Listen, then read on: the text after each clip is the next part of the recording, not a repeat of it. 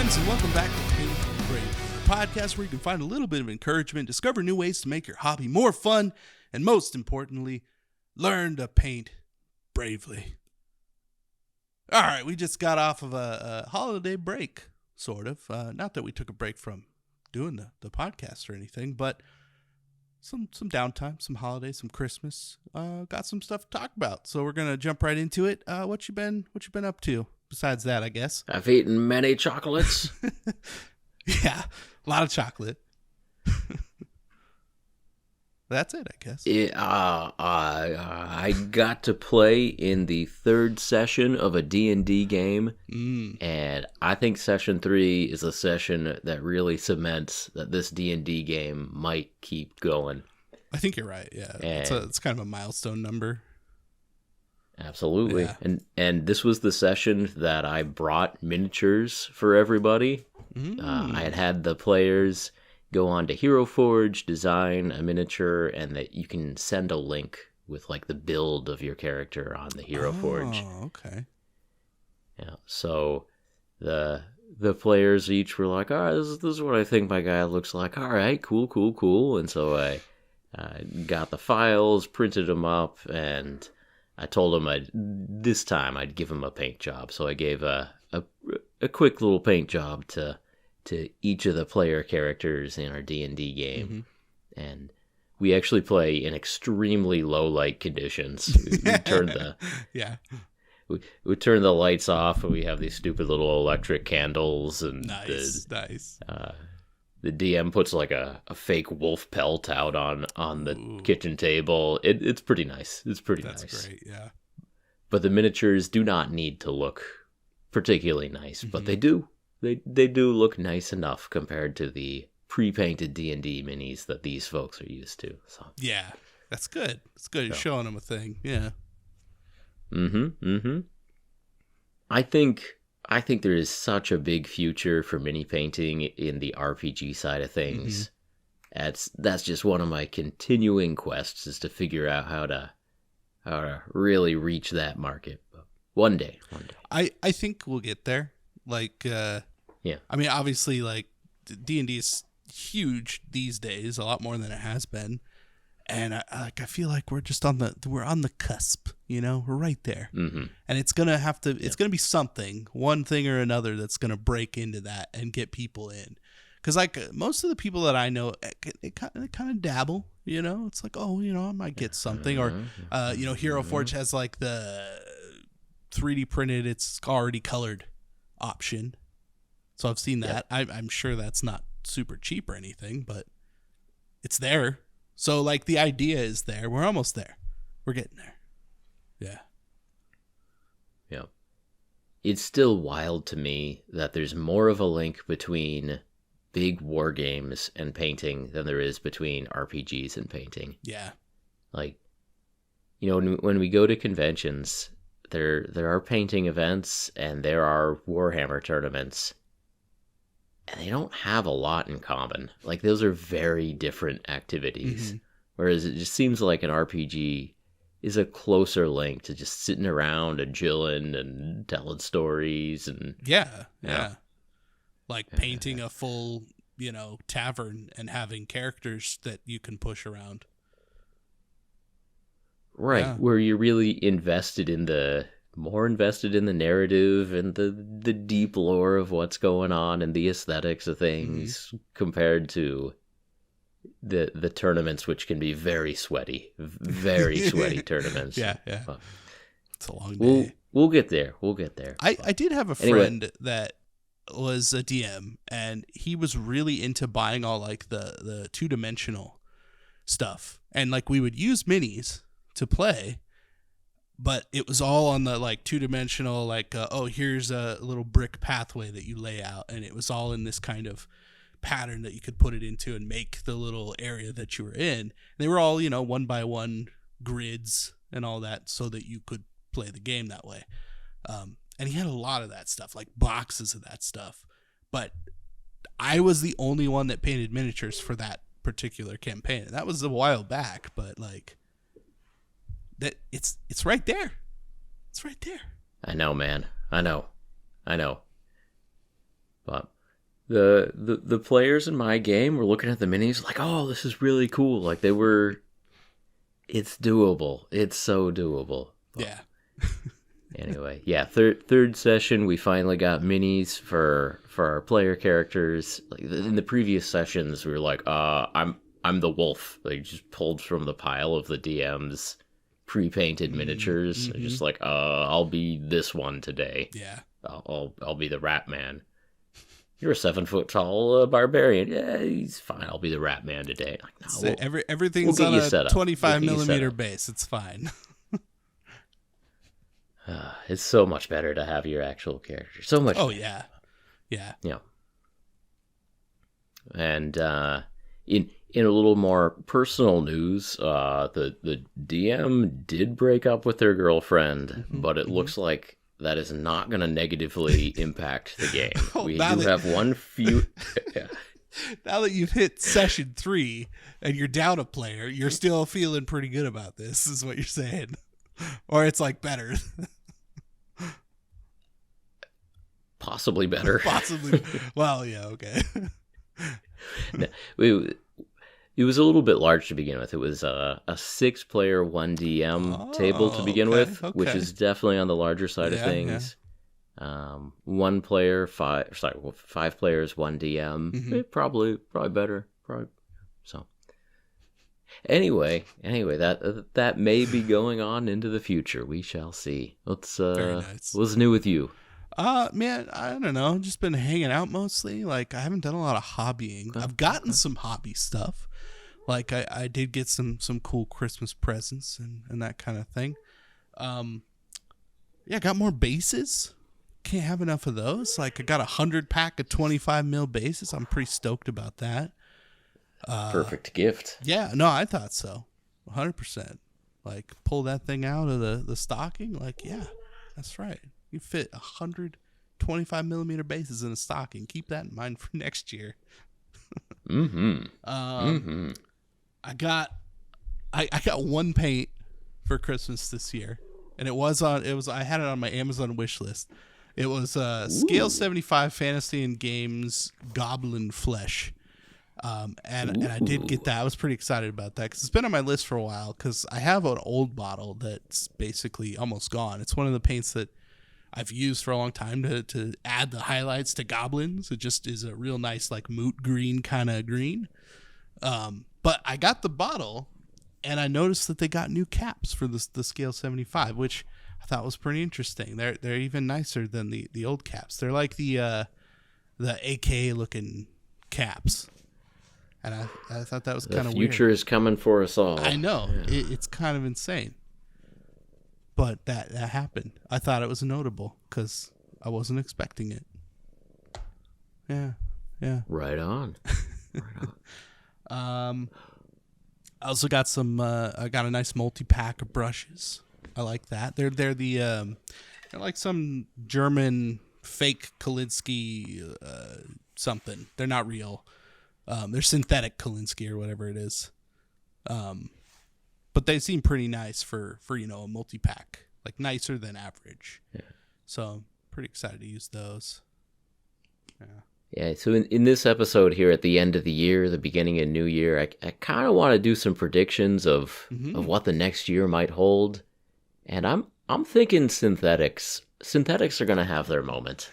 And I don't know quite what it's going to look like.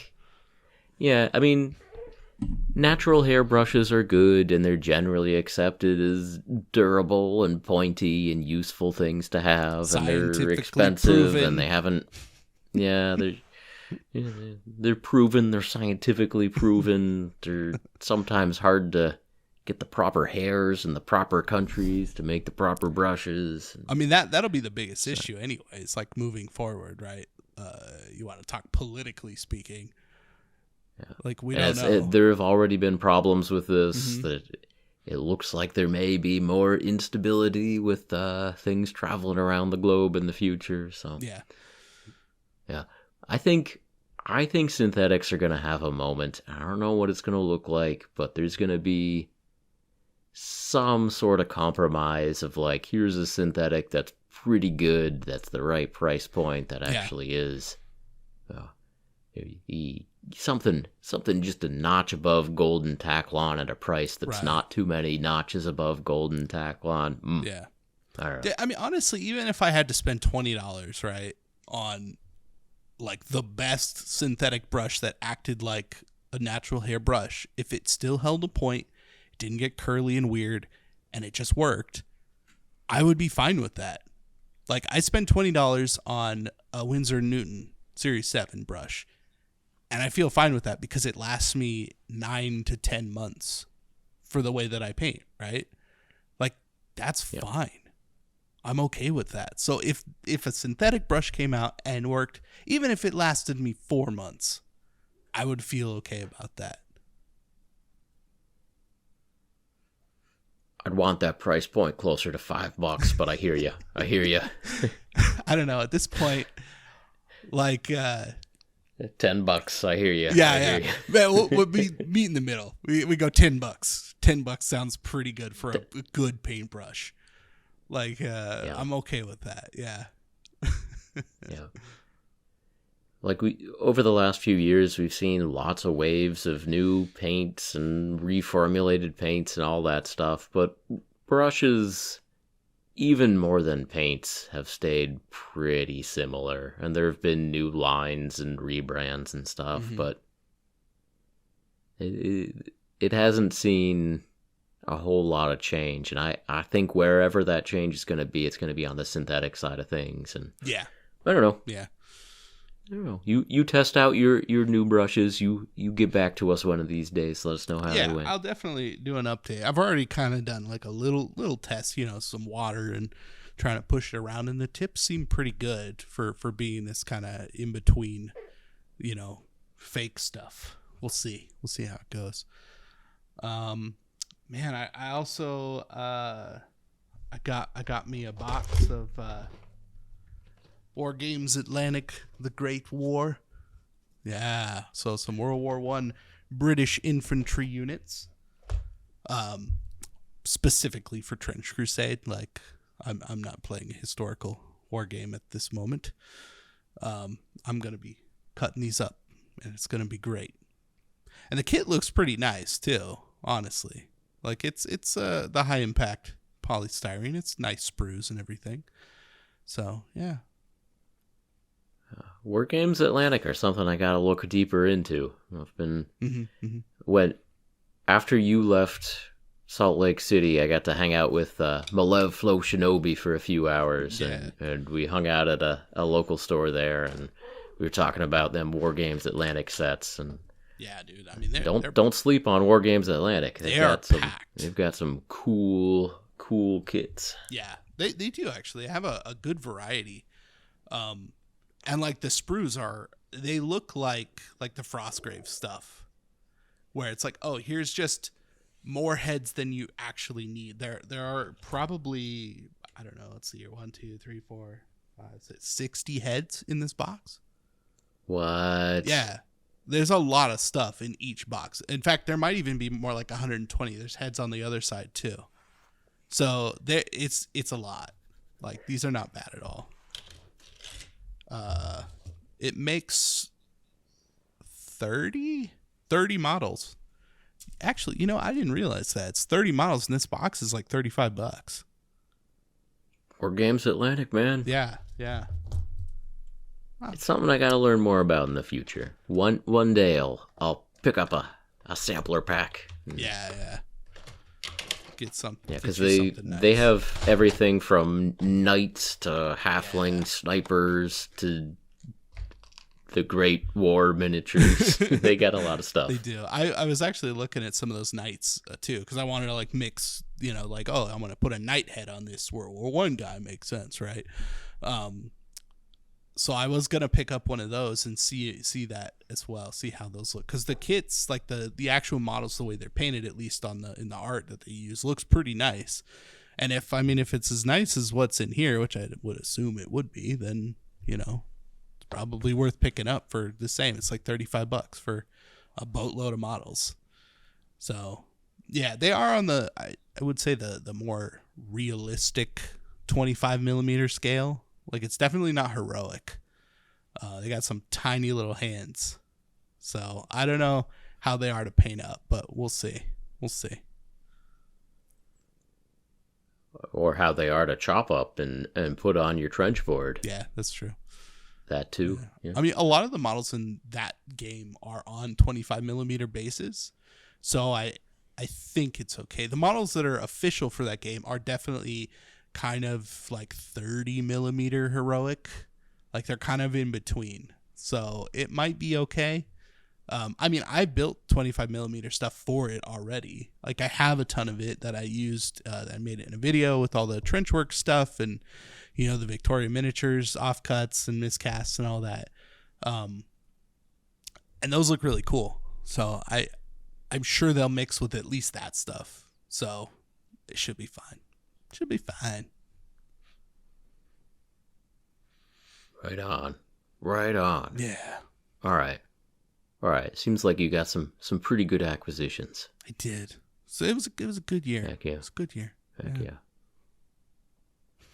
Well, I forgot to give this update, but if you ever subscribe to Hero Forge to forge you some hero miniatures, and you forget to unsubscribe, and then you get like a pile of tokens that build up, tokens for the STL downloads. And then you're like, oh my god, I've been subscribed to this for 2 years and I forgot. And then you unsubscribe, and then you come back, and you may be wondering, do I have any tokens left? I would really hope you would. Please tell me that's the case. Thankfully you do. Good. Thankfully you do. Oh, that's the worst, man. Yeah. The absolute worst. Like, I go to unsubscribe to Audible, and I'm like, I can't keep doing this, waiting for credits. And then it's like, oh, but all your credits you've saved will be disappeared now. And I go, why? Why, Audible? I don't want to go through all of the books and buy like 4 of them right now. I don't. I want to unsubscribe. But no. Oh, that's monstrous. It is. That is monstrous. It feels bad every time. Luckily, Hero Forge is not one of those. That's good. It's good to hear. Not one of those. But yeah, there was a moment where like, oh, I've got a D&D group going here. I could get some minis for these. Let me go see if I either have a lot of tokens or I have 0 tokens. Yeah. Depending on when you forgot. Yeah. Luckily, all the time that I was subscribed to Hero Forge and had forgotten about it, that all did accrue and carry over and accumulate. So it paid off for sure. Yeah. You got all the models for all the people in your party printed out, painted up. Yep, and plus like more than 100 tokens left over in case I need to make any updates. Anybody loses an arm, acquires a cool new weapon. Yeah. I started my character. I named my character Burt Mabers, but I started my character with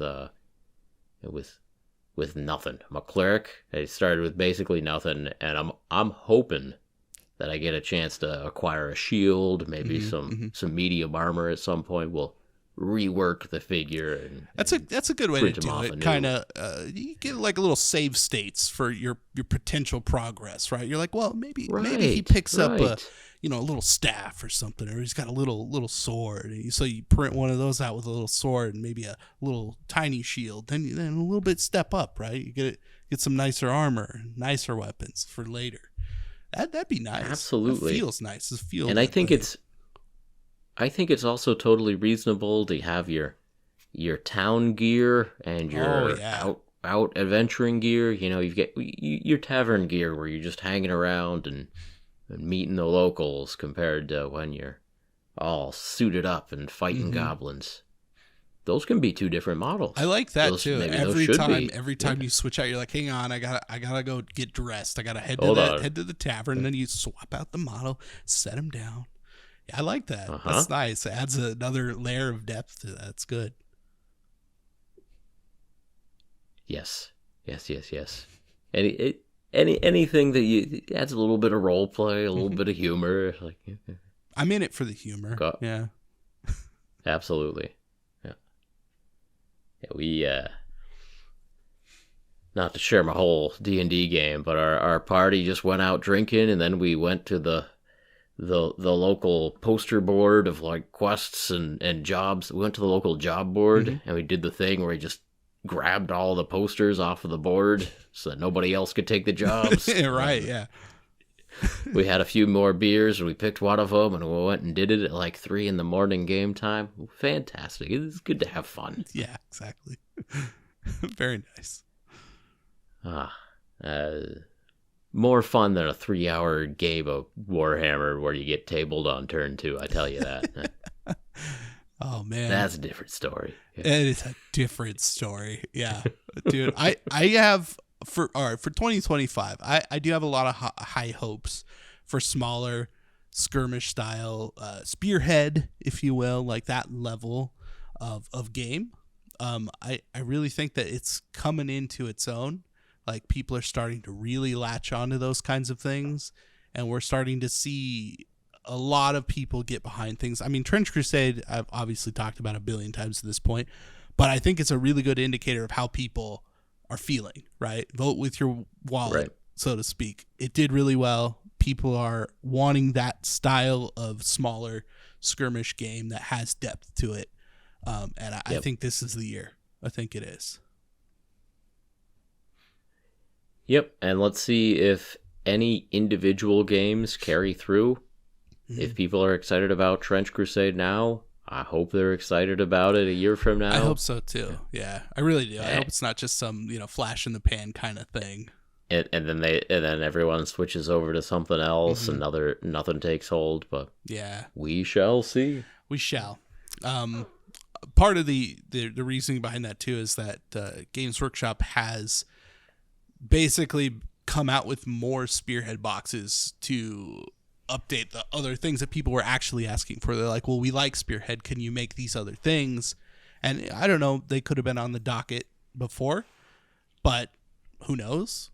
Either way, they're seemingly supporting it with like, oh yeah, we'll make more of these like war bands, essentially small armies for this specific game.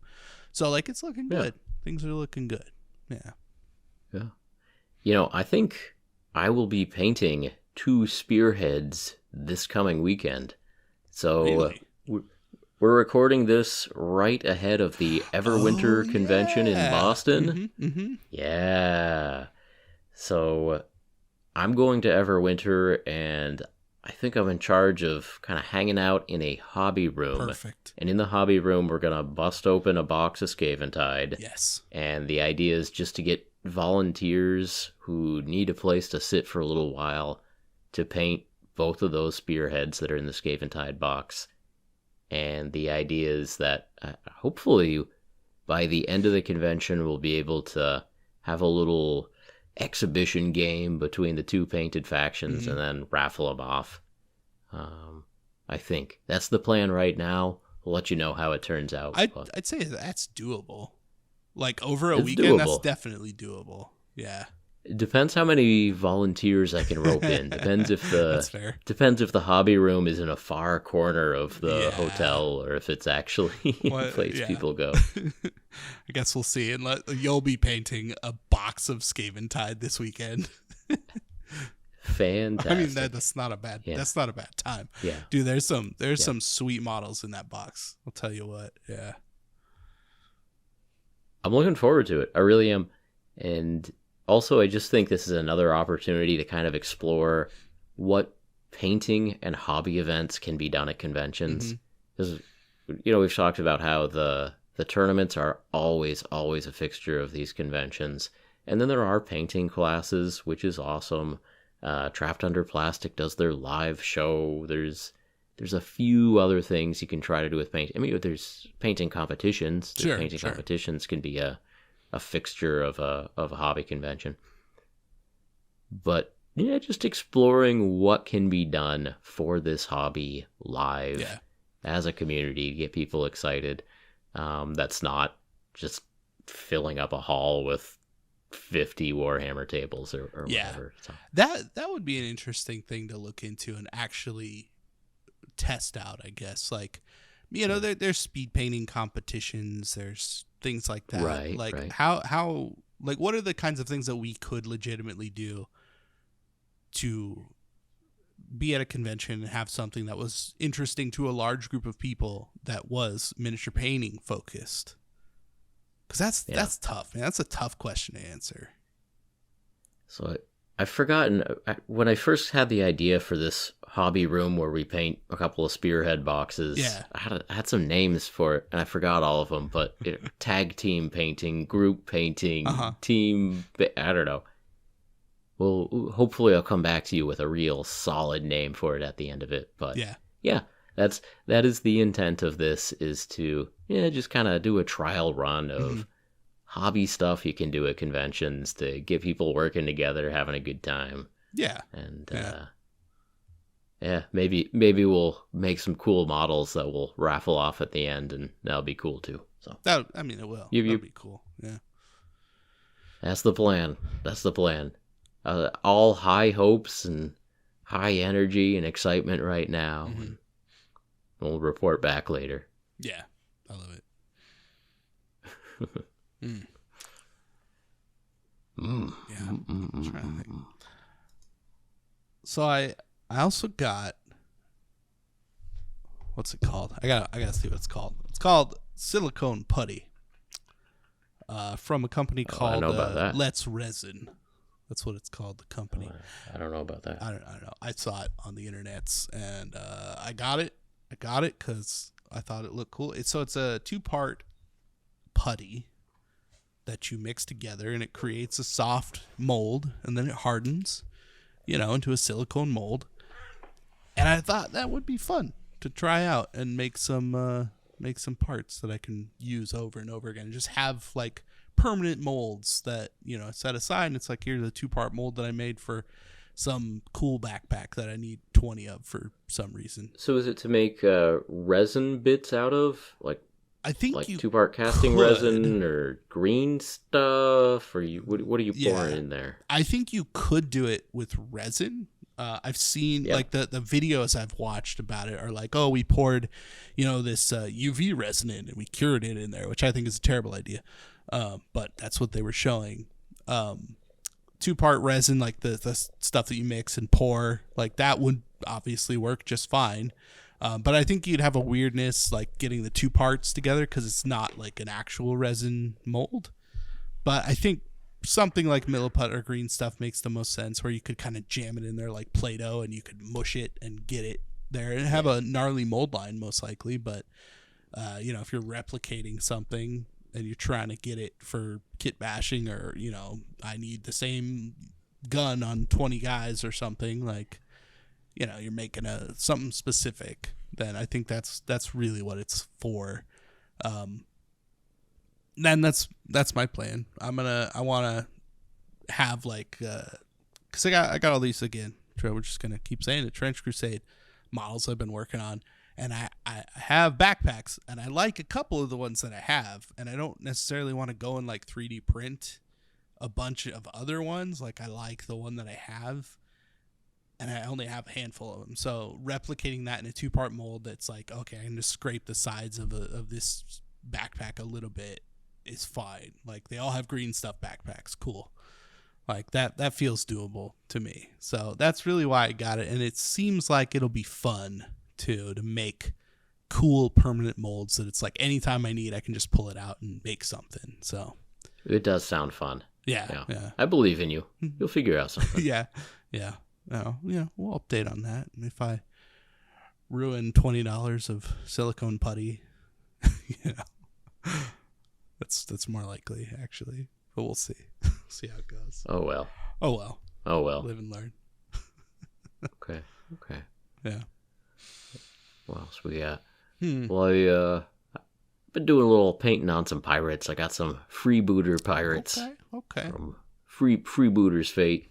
So, got some regular kind of human pirate types. This is a pirate game that leans very far into the like fun fantasy kind of pirates. Yeah. So, a lot of eye patches. I actually haven't seen a ton of parrots and monkeys, but like it's definitely like a parrots and monkeys kind of game. Yeah, that makes sense. And it makes sense. Okay, you get what I'm saying. I get what you're saying, but like freebooters, like it's got a fun, zany name kind of to it. It sounds like a fun piratey kind of game. Yeah, I got you. Yep. And these models are fun. Most of them are metal, and the base is also metal, or part of the base is metal. That's so there's weird. like a Okay. Yeah, so it's like a tile of sculpted base, so it's either deck plates or part of a beach or something like that. Okay. And the metal tile of sculpted base sits into a plastic insert, so almost like the base rim is a plastic base rim. Yeah. And the model and whatever decorative features are on the base are metal. I think some of them are also 3D printed these days, but it's a lot of them are metal. So anyway, I just hadn't seen that before. Yeah. Of the plastic base rim. So 1 inch square plastic base rim, and just a nice way to keep that super clean and neat. And set the painted metal on inside that, and I think that's pretty cool. But yeah, this pirate game also seems to have goblins, Amazonians, or it seems a good variety. Okay. Good variety Goblin stuff. So pirates. been having some fun with that. Yeah. Yeah, goblin. Yes, they are goblin pirates for sure. I would hope so. So. I have a nice set of orc pirates. And that works too. Those might even be called freebooters, huh? Actually, I think they might be. I think that's what it was called. That's great. That's exactly what they are. Yes. Oh, it's too good. There's so much beauty in the world, I know. Casey. I know. It's great. All right, so that's what I've got on the hobby desk right now. Now that I got rid of my Hero Forge minis and sent those to a better place. Nice. What else? Ooh, we've got an update on the Vallejo Strike. The Vallejo Strike is over. Yeah. The company has seemingly agreed to the terms of the union and the workers. Pay increase, paternal, maternal leaves. It's in Spanish, so I'm not super clear on all the details, but the union seemed pretty excited with the resolution. So yeah, and that's good. That's all we really need is like they're giving the thumbs up, right? Like they can deal with the fine print, but they're like, this is all good. Yeah. Yeah. It was a situation where 98% of the workers had gone on strike. And I'm not super familiar with labor conditions in that region of Spain, but I do basically trust that if 98% of the workers are taking the personal risk to their livelihoods and showing the personal courage to go on strike, that they probably have a reason for it. And 98% is really high. Yeah. So, yeah, it is. Can you imagine it getting 98% of people to do anything? Oh, I know. Like, yeah. In your place of work, could you imagine getting 98% of the people just to go to lunch at the same time? Like, man. I don't know. Oh, man. Yeah. Just thinking about all getting the entire team to walk off the work site to stand up for the rights on the work site as well as compensation, safety, all that. Congratulations to them, massive respect for that, and not only congratulations for taking the action, but congratulations on the success too. And I am hopeful that that other companies are paying attention. I don't know of too many like horror stories in terms of worker treatment around this industry and this niche. Yeah. I mean, if secondhand heard some not great things about Games Workshop, but if they ever unionize, I think this is a very clear signal that the community will be on your side. Yeah. So something to think about. Yep. Yeah. Yeah. Yeah. Well, that's good news because I kind of need some new Vallejo metal color. So, right on. Yeah. Yeah. If anyone had paused purchasing Vallejo, go ahead, and if you're going to buy it anyway, now's the time. feel free to resume. You're not crossing any picket lines anymore at the moment. I was thinking like, man, like if this doesn't work out, like, and that goes away somehow, that would be real bad. Speed paint metallic is pretty close to Vallejo metal color. Yeah. It's closer than you might think. I mean, I do have some, and I have used it, but I don't know. When I was testing out those paint markers, and I had those empty paint markers, I was gonna fill one of them up with Vallejo metal color, but the strike was going on, so I was like, I'll just make another speed paint metallic in the paint marker. It stays on theme too. It was good. Yeah, it would have made the video slightly better to be like, it doesn't have to be speed paint. Like, this isn't just a speed paint. Put any liquidy paint in there. See what happens. Yeah. And I'm pretty sure that if I had squirted some Vallejo metal color into that empty paint pen, it would have worked just fine. Yeah, I'm sure it would have. I don't know for sure because I didn't do it because at the moment, capital company that owns Vallejo is not paying or treating their workers properly, but so I used an RV painter thing. Yeah. And if the RV painter workers go on strike next year, then we'll have words about that too. Yeah, for sure. So far, so good. So far, so good. Yeah. I think things are going okay. They feel good. Like, overall, the miniature painting world seems pretty good, I think on average, it's kind of like a lower pay. You're doing something art and passion, and so you're not getting paid as much as you could be if you were selling out to something horrible. But so there's that. But if any of the companies really sink to the level of requiring some union action, the community's there. We're paying attention. We'll support you. That's a paint bravely guarantee right there. Yeah, there you go. I like that.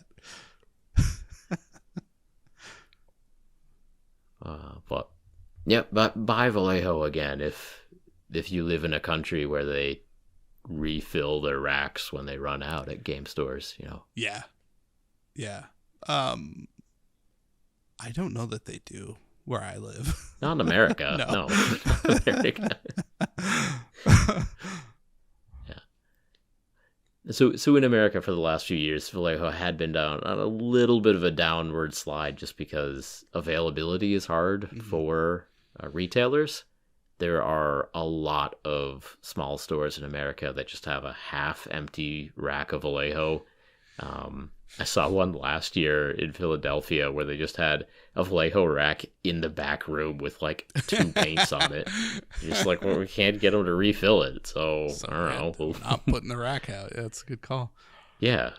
So we have the racks out for companies that, to have better logistics on that. But my understanding is that in Europe, the logistics are much better for Vallejo. I'm sure it's much more common. Yeah, I'm sure it is. Makes sense. It does. Makes sense. Yeah. Even though Army Painter, no issues. They're everywhere. Yep. Yeah. Yep. It's fine. That is one of their big advantages. Yeah, for sure. What else I got going? Well, I got some stuff on that, do you have any... Cats go nuts. It's hilarious. Yeah, these cats got new toys for Christmas. There you go. And this one was just playing with a piece of paper though. But this time. Man, my cat got some new toys and she's afraid of them. Yeah. It's kind of sad. There's a surprise. It's kind of sad, actually. I feel bad. No, actually, funny enough, because she's just been super scared like the whole time. She comes out. She's been getting a little better. She came out in the living room a couple days ago and sat in the middle of the floor of the living room, and we were just kind of like, nobody move. Don't move. And we stared at her for 15 minutes, and it was all right. So, I think there's hope.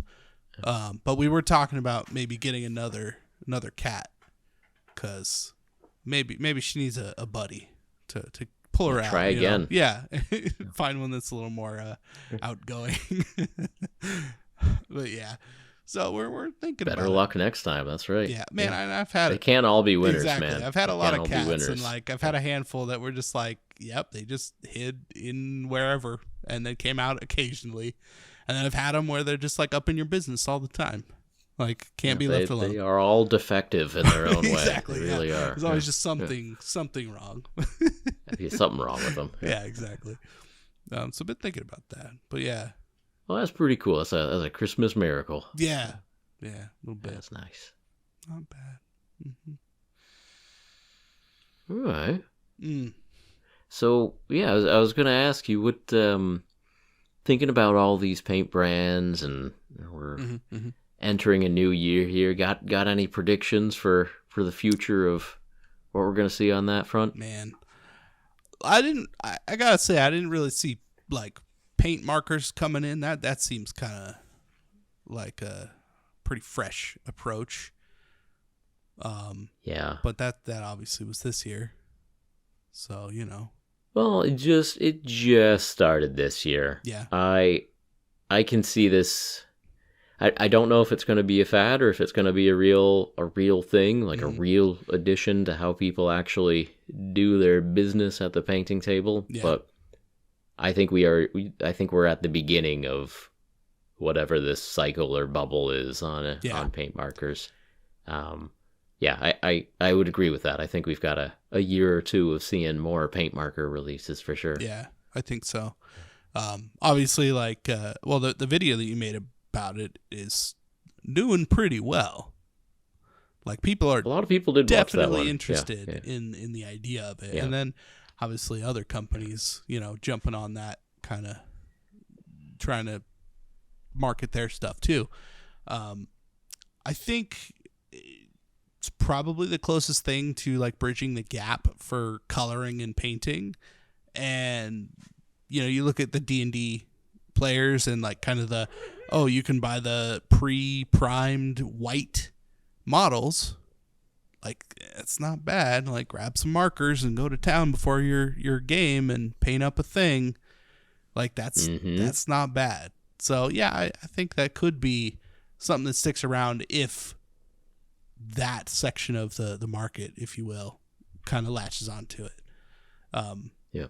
I don't know about for people who've already been painting with a brush though. Like, I feel like that's going backwards, and like I'm not practicing. I can see that painting, right? I'm not actually getting better at it. I'm just like, this is fine for coloring, but not for painting. Yeah. Yeah.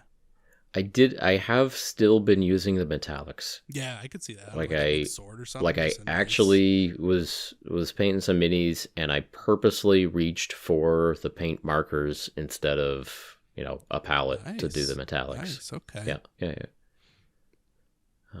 I mean, a lot of the others is like, I could probably put those in medium deep storage, because like that's just not how I normally paint or how I want to normally be painting. But the metallic markers, legitimately useful.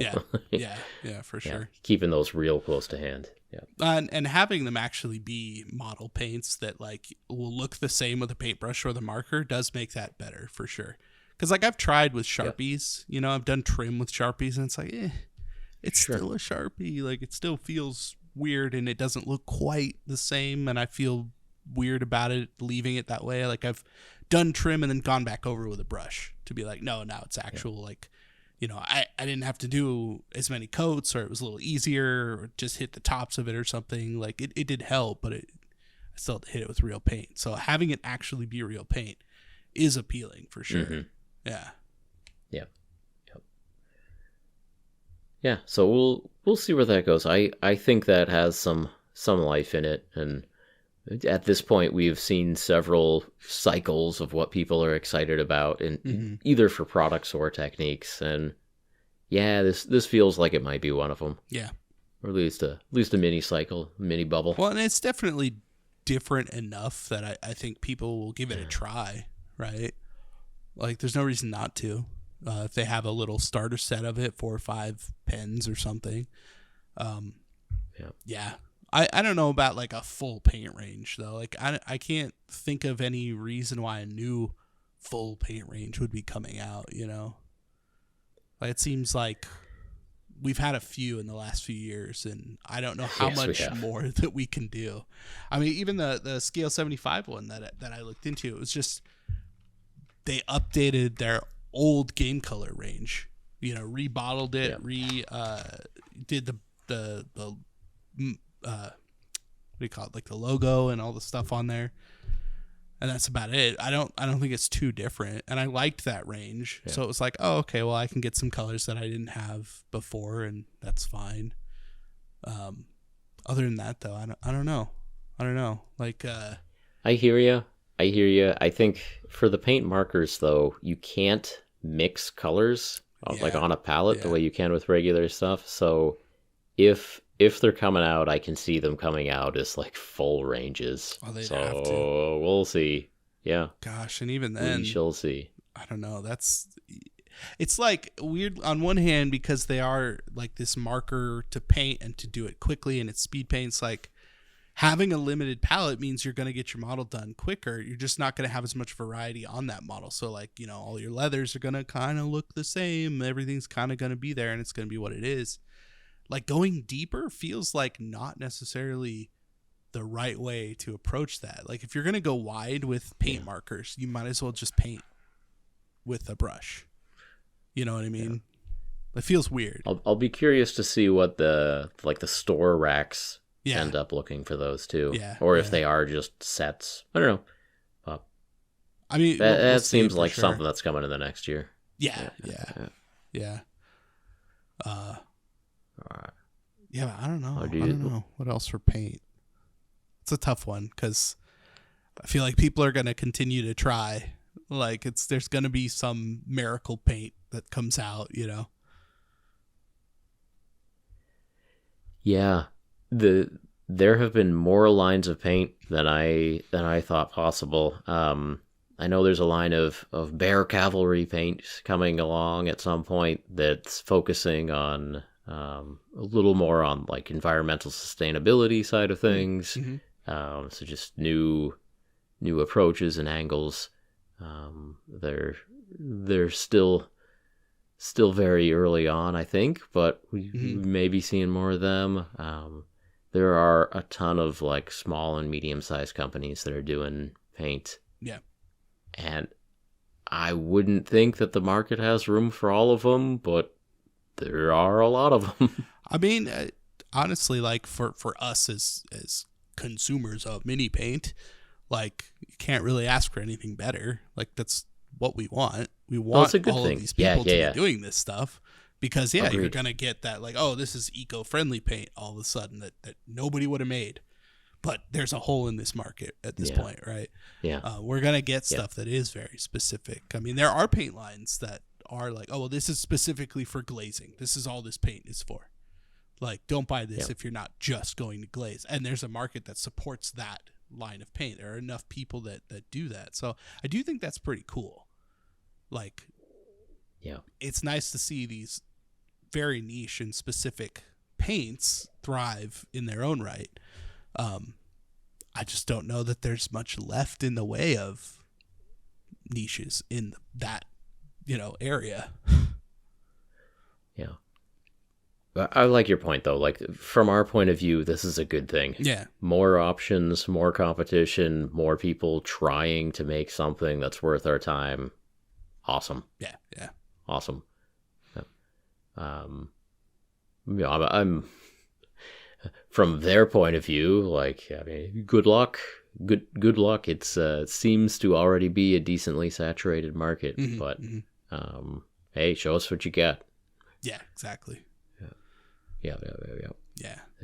Maybe if you've got something that's actually innovative in some way, like, cool, let's keep moving forward. But, in general, we are in a good place right now. There are a lot of brands that are making good paint, and going backwards to the Vallejo Strike thing, like that would stink if for one reason or another we didn't have Vallejo anymore. But we're at a point now where there are like 7 really solid alternatives. Yeah.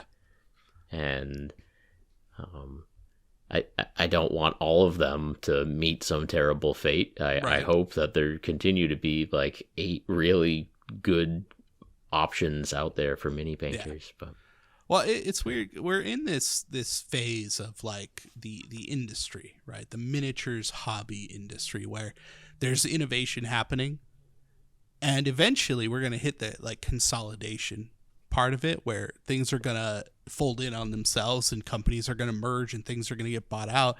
But we're not there yet, so we're in this kind of really cool, just like I said, invention phase. We get to see all this weird crap come out, and we're gonna see what sticks to the wall. So it's a good time to be in the hobby. 2025 is going to be a good year. Yeah. I hear you. Yeah. I hear you.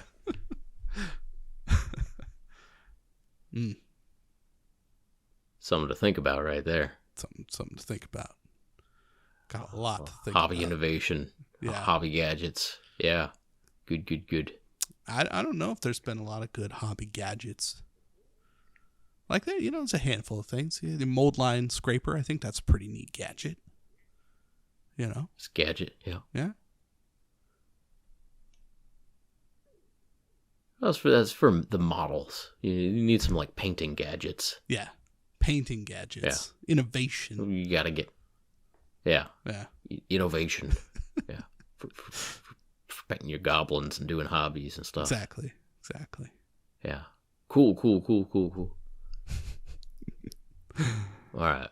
What else? Ooh. What? All right. Well, I got another little future topic starter here. Yeah.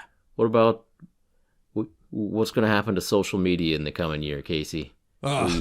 TikTok, Rumble, Twitch, dude, Instagram, Blue Sky, Mastodon, X.com, YouTube. You got them Facebooks. I hate them. I hate all of them. What's happening? I hate them all. Well, there you have it. That's the prediction. It's pure hatred. Dude, like, we are getting there, though. Like, we are legitimately getting there. Like, I don't know. I hate doing it. I'm over it. Like, obviously, we are doing things on social platforms, like, on a daily basis. That's what we do. That's what we've been doing for years. But yeah, I don't know.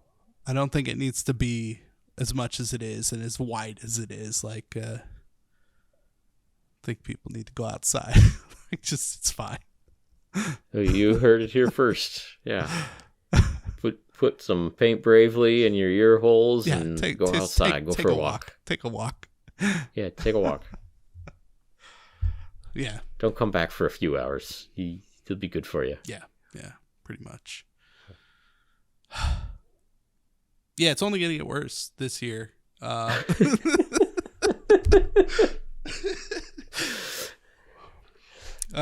not going to see consolidation. We're going to see everything's breaking up and going into, like, you read off what, like 5 or 6 other ones that I've seriously not heard of.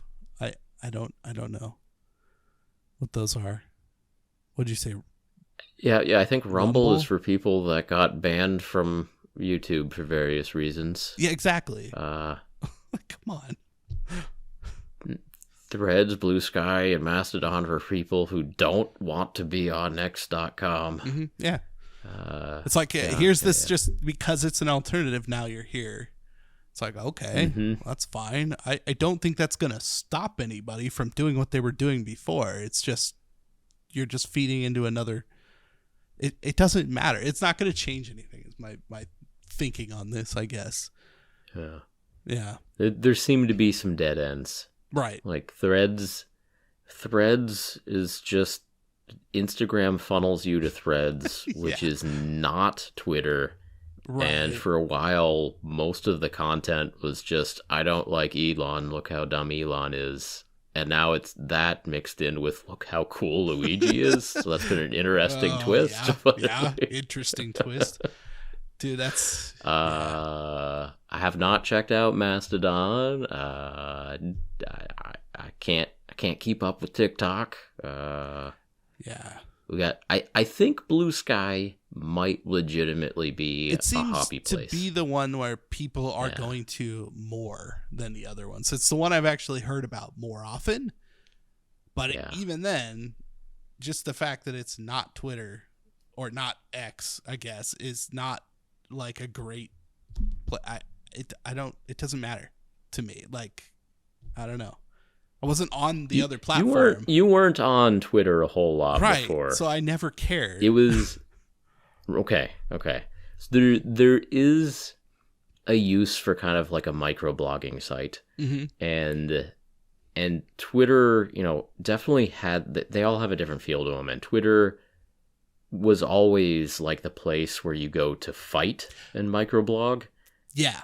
Yeah. And the fact that that's what it was, though, it's like already a thing.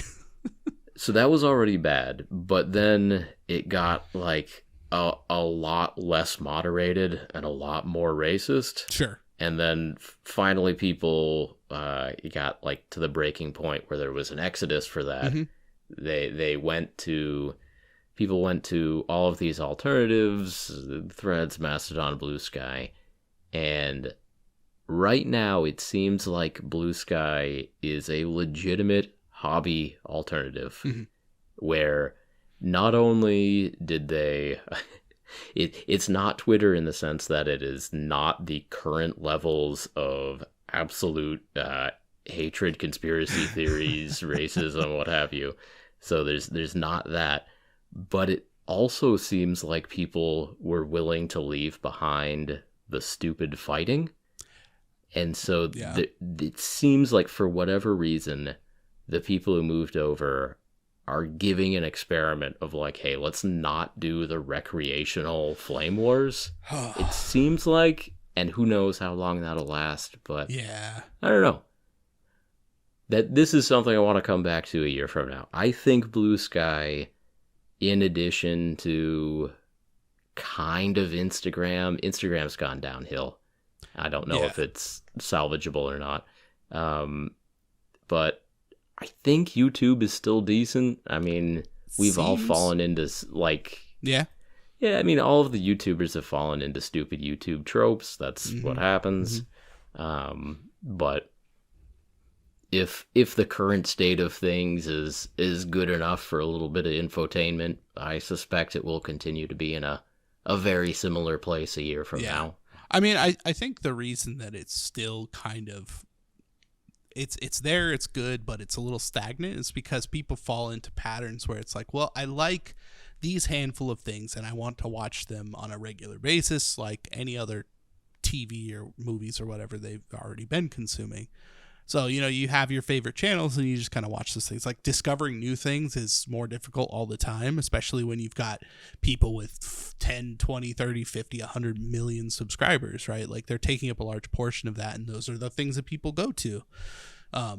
Dude, like Mr. Beast has the massive Amazon show that's currently on. Like that's insane. That happened. I mean, it just is. So I don't know, it's just a little stagnant right now. And I think Shorts is kind of like they tried to do something, but didn't really work very well. Like it feels like it's just in the way of like the long form thing that I'm already there for. So I don't know how they can fix any of that stuff to make it better, but feels weird. Yeah, I will say that I continue to see more and more and more new YouTube channels. Mm-hmm. That's awesome. Good to see new faces putting out awesome work. Yeah. And it's difficult for me to keep up with all the new faces. And it's very frequent for me to be like, oh, I haven't seen this person before, but if I click and watch a little bit of sample, like, oh, there's some good stuff here. So a lot of it, seems to be falling into familiar patterns of like, oh, this is this type of video. That's been around for a while, but done very well by a fresh face, and that's awesome. Mm-hmm.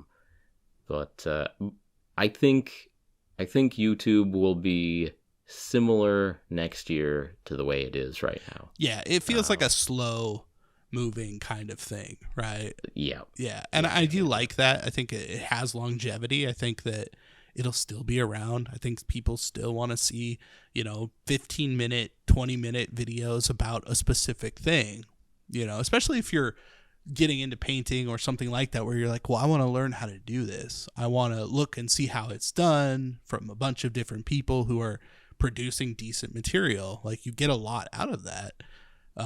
So I think that it's still going to be around. I don't know that, because, like Spotify is coming out with like the whole video service. They're going to try and compete. They're doing video podcasts specifically on Spotify. I don't know if they're going to do long form content yet. I'm sure that's the goal, though, is to be direct competition, which would be good, I think. Much like all the paints, right? Like, more competition. Competition is good. More innovation is going to happen, and we're going to see cooler, better things that are just going to be better for everyone. So, yeah, we'll see how that goes. But, man, I don't like Twitter. I'm probably not going to do anything else. Like, I barely even do Instagram. Like, I like Instagram. That's the dumb thing. I actually like Instagram. Like, sure, I will go on Facebook because it's like, well, there's the marketplace, and I follow a couple of specific things where it's like groups and stuff, right? Like, that works really well for that. And then Instagram is a great place to just scroll minis, just nothing but. And I like that. For you, maybe. I get into cats, and Instagram's figured out that I really do like the chimpanzees, orangutans. I really like orangutans, according to Instagram. I do feel like you have to be a little bit careful. Like, if you go down any kind of rabbit hole on Instagram or whatever, like, they got you, and every other video is now mini painting. But I've tried. I feel like there are worse. Yeah. Good for you, man. I mean, I feel like there are a lot worse rabbit holes I could be down than just like the most common Instagram short I get is like monkey sitting by the river on peeling the banana falls in the river, orangutan just looks like sad down at the river. That's the most common one I get. Yeah, that's good. Could be worse, but I'm not getting a lot of minis. I'm not getting a lot of minis on Instagram anymore. Oh, well, see, there's your problem. Yeah, it takes discipline. Yeah, you gotta, because if maybe I just don't love for too long. If they get you, they got you. Mm-hmm. They know, man. Yeah. They know, man. You see the monkey peel to even just start to. You gotta click, swipe. Oh, what's this monkey doing? No monkeys. No. What's this great ape doing? Exactly. That's not plastic. I don't want it. Yeah. Oh, this one's wearing sunglasses. Look at that. You gotta be careful. Yeah, maybe you just like minis more than I do, man. I don't know. I like looking at pictures of minis. I think it's pretty great. I like to. I don't know. It's a good place, but I don't post there very often, and I should. Like, I have things that I've saved that are ready to post, and then they like pile up, and I'm like, oh, I should probably throw one or two of those up, And so I do occasionally. But yeah, no. Everything else, no thanks. Just avoid it altogether. Let them all die. It's fine. Well, there you have it, folks. I think it's gonna be a good year. It's gonna be a good year. Let them all die. I don't want to end like that. That's terrible. Oh, okay. Well, I got one more question. Good. All right. Thinking of winners and losers. Mm-hmm. Who's on the rise? Who's the upcoming stars? Miniature painting is something that's done around the world, and we've got the UK is coming in strong. They've got freaking Warhammer and all of the companies founded by people who used to work at Games Workshop. Yeah. And we've got a lot of hobby channels with just every variety of British accent you can possibly imagine. That's true. So England, United Kingdom, the British Isles, and Wales, they have always come in strong on this. Now, Spain and mainland Europe, they they do well too. They have a lot of stuff coming out of there. Incredible painters. Yeah. A lot of companies are making, especially paint, but also miniatures, brushes, everything else. Mainland Europe. America, 2 shining stars. Monument Hobbies, Wargames Atlantic. Mm-hmm. And plus a whole lot of other. You got Reaper. There's a lot. There's some American stuff. There's a lot. There's a lot of stuff. Just messing with you. Yeah. It's like somebody's gonna get a little butter, I think. Yeah, I know. Any of these things, you start mentioning folks by you start name, stacking you up accidentally names, leave like, somebody out. Yeah, that's why they say never to do that. Don't do that. Yeah, Dave at Trenchworks is sharpening a knife right now because we didn't say he was one of the cool guys. Yeah, exactly. Oh. Well, my question is to you, Casey, what continent's going to start pulling ahead in the next year? Where are the rising stars? Oh, that's a tough one. I know. Yeah. Where are you going? All right, Brent left. That's fine. I have no idea what continent is going to pull ahead. Like, I want to see. I don't know. Like, Australia needs a little bit more, I think. Like, we got some good people over there. We got some good stuff coming out. Victoria Miniatures comes to mind specifically. But I do think that Australia just needs more, like, more stuff. And that would be a good place because it's hard enough to get stuff shipped over there. So if any company were to rise out of that area, I could see them doing extremely well. Yeah. What were you thinking, though? I said Australia. No, that's a good answer. Yeah. I know what you said. I bet you do. That's why I know you won't listen to this afterwards. I heard the end of your answer where you were still talking about Australia. I'm glad. I like that answer. Yeah. I like that answer. Yeah. I don't know. I think the North America has some more juice left in the tank. I think so, for sure. Yeah. Yeah. I mean, I think there's always potential in kind of the, like, obviously North America in general for a new company popping up, doing something crazy that you've never seen before, For sure. And we got it could happen at any moment. Could happen early this year, Yeah. Within the next month or so. Or so. Yeah. Ish. See how it goes. Yeah, keep an eye out. Yeah. But definitely, like, we got a lot of the big countries that already produce, like, really good stuff. I think Australia is primed for something real spicy just because they need something. Because there are so many hobbyists out there that get, like, no love, So having something big come out of there would be great. Like, all of a sudden they're exporting something that everybody wants. I think it'd be perfect. Yeah. I just want to see them succeed. Is all. They never had that before. Yeah. Oh, man. Definitely keep an eye out. And stay off Twitter. Anyways. Words to live by. Yeah. Thank you again for joining us on another episode of Paint Bravely. If you enjoyed this podcast, please help us out by leaving us a review on iTunes, subscribing to the YouTube channel, and sharing this message with your hobby friends. And as always, we appreciate each and every one of you for listening, and we will talk to you next time. Talk to you next time.